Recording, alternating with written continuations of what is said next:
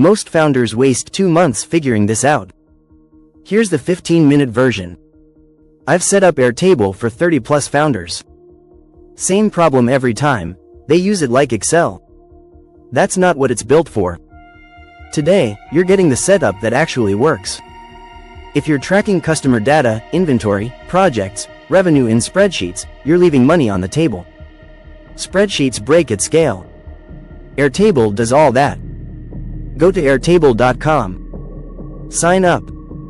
Click Create New Base. Name it something simple. One table. That's it. Now add fields: name, email, company, monthly revenue, status, date added. You probably want people to submit data without editing the grid. That's what forms are for. Click Add a View and choose Form.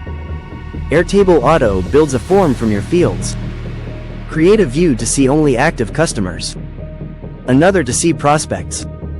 Click the filter and set status equals active. Each view is a different lens into your data. Click Automations in the top toolbar. When status equals prospect, send a Slack notification to your sales team. One automation saves you 5 hours a month. Add a field: monthly revenue. Add a summary field: sum of monthly revenue.